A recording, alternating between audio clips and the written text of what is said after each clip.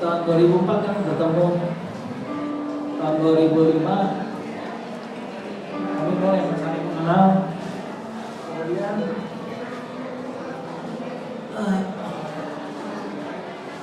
oleh kasih karunia Tuhan kami bisa menikah walaupun waktunya cukup singkat dari perkenalan kami. Istri saya pernah bilang bahwa waktu itu dia pernah bilang begini, tentang bagaimana dengan iman. Dia bilang tahun depan saya menikah. Pada waktu itu dia belum bertemu, belum punya pasangan dan belum pernah mengenal saya gitu. Setelah itu dalam waktu kami saya mengenal dan 4 bulan sebelum menikah kami baru mengetahui ternyata waktu dia di rumah saya dia naik tangga, dia tiba-tiba merasa agak kayak ngap dan susah. Dan kemudian kami meriksa ke dokter dan hasil pemeriksaan ternyata dia memiliki jantung bocor. Dan waktu itu kami periksa lebih lanjut sampai di kateter segala, tapi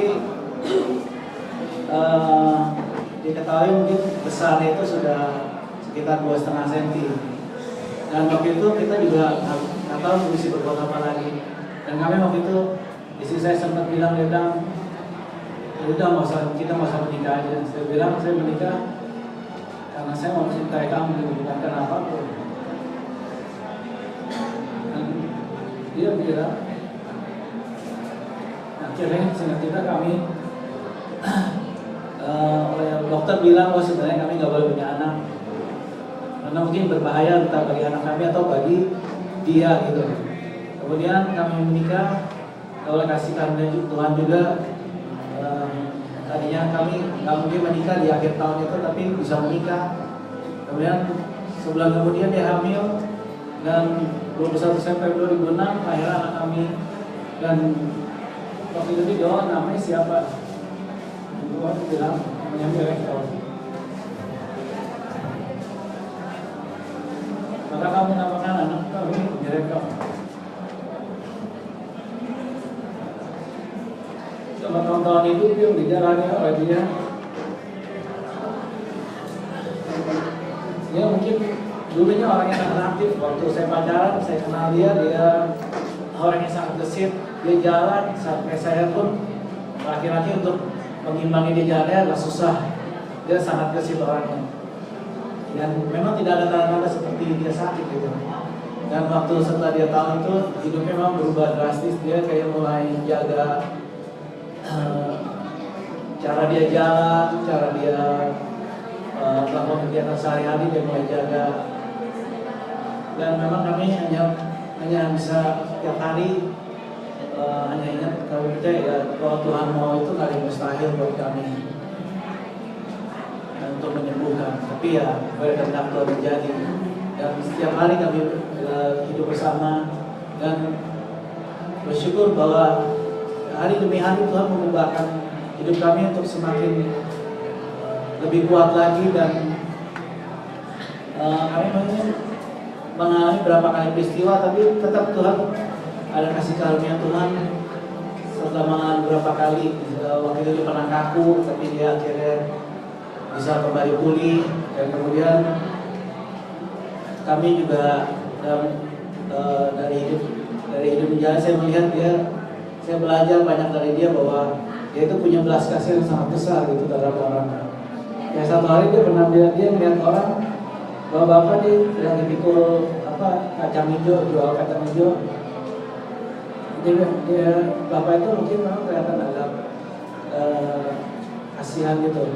Kemudian dia sebenarnya nggak mau makan kacang hijau, tapi dia beli. Jadi dia beli 2 bungkus. Saya bilang, ngapain beli? Saya bilang, kalau memang mau beli, pasti kalau mau makan gak usah beli, mendingan kalau mau ngasih aja. Tapi dia ya nggak mau seperti bapak itu masa dikasih lagi. Jadi dia lakukan itu dan dia suka kayak tergerak, dia bilang, yuk kita kasih yuk makan sama jalanan atau yang kayak tunawisma di ASMK. Kami keliling bersama teman-teman kami bagikan. Dia punya beban hati yang seperti itu. Dan saya melihat bahwa punya belas kasihan gitu terhadap orang. Dan saya belajar dari dia juga. Dan dia Dan saya juga belajar bagaimana dia mencintai orang-orang di sekitar dia. Dia punya mama yang sangat sayang. Dia sangat sayang mamanya. Waktu mamanya habis sudah rumah yang baru,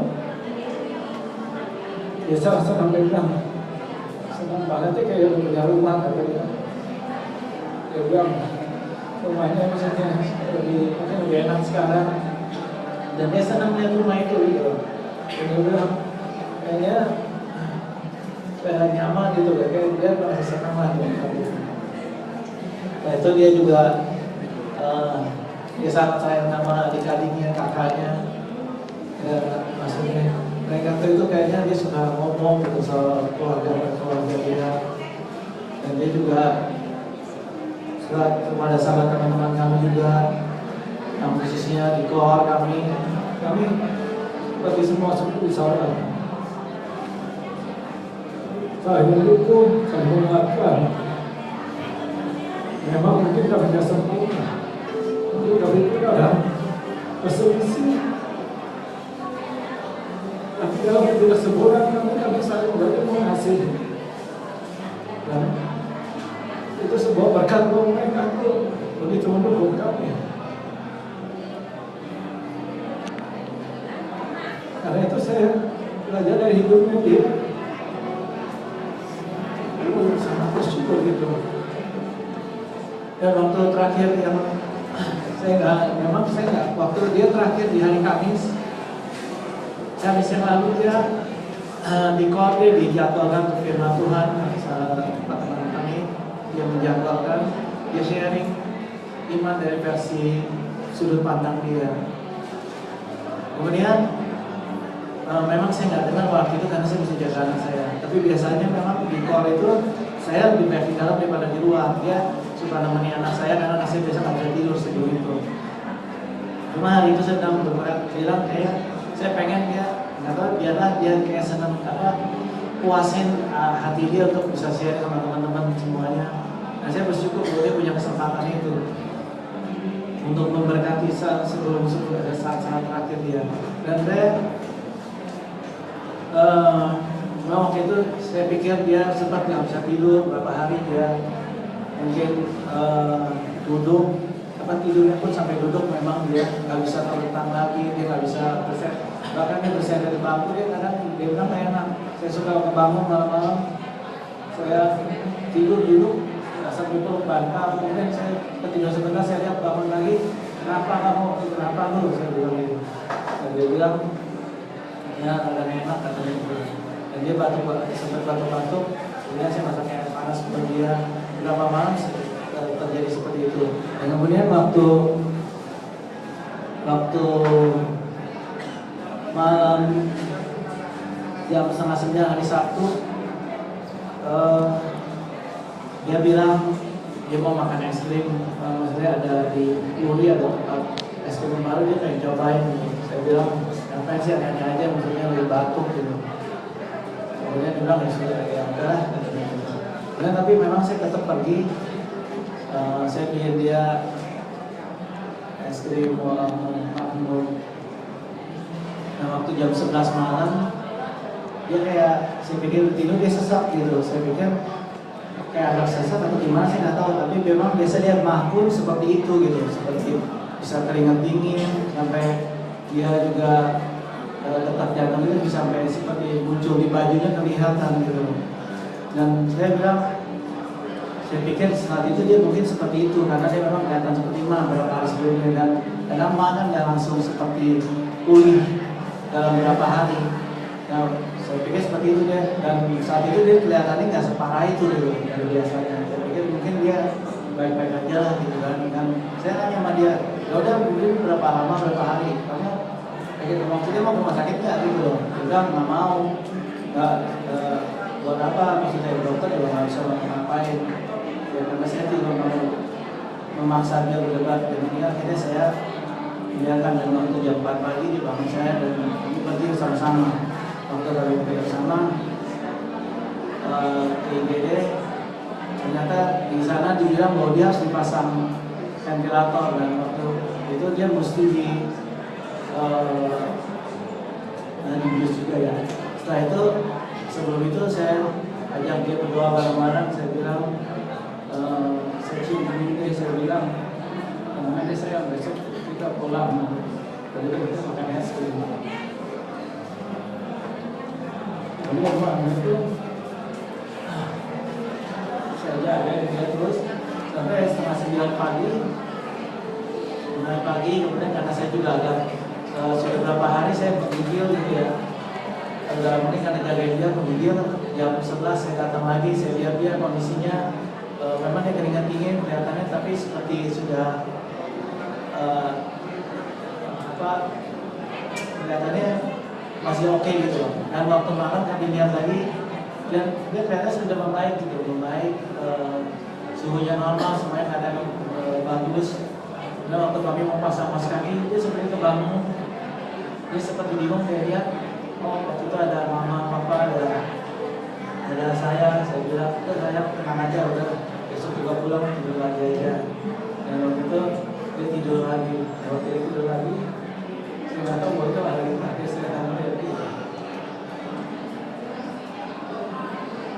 Dia bilang lagi, saya pikir saya bersyukur nggak ada telepon.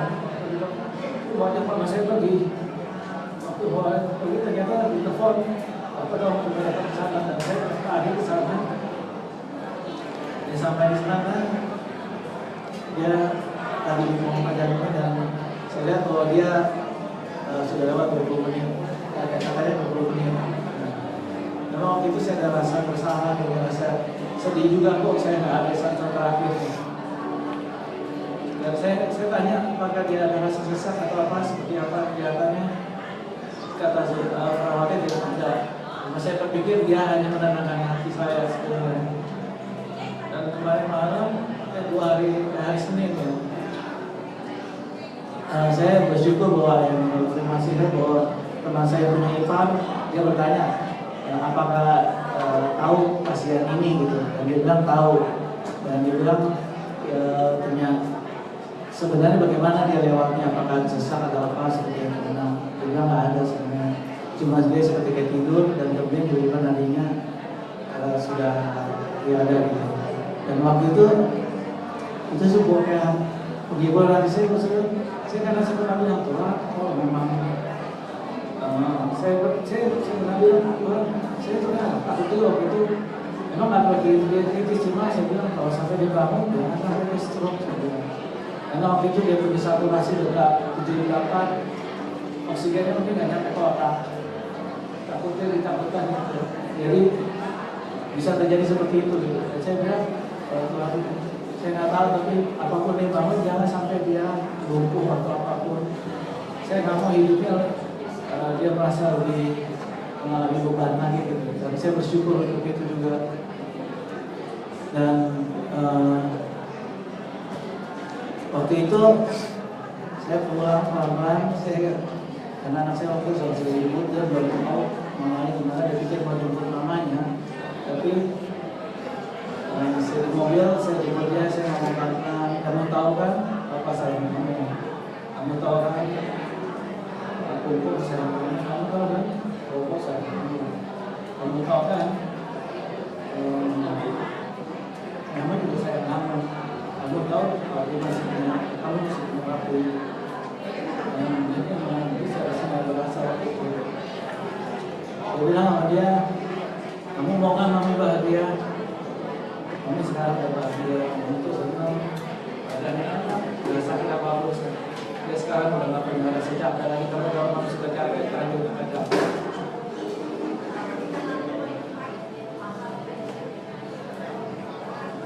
Dan waktu kami sampai rumah sakit, ketika ada saudara kami dia bersama Yesus bersama kami menangis. Saya bilang, tapi saya bilang sama dia, saya peluk dia, saya bilang kepada dia, kita yang akan datang kepada mami nanti waktu kamu tua, kalau tua kita sama-sama akan bilang sama-sama di sana. Waktu saya mau masuk, dia lihat maminya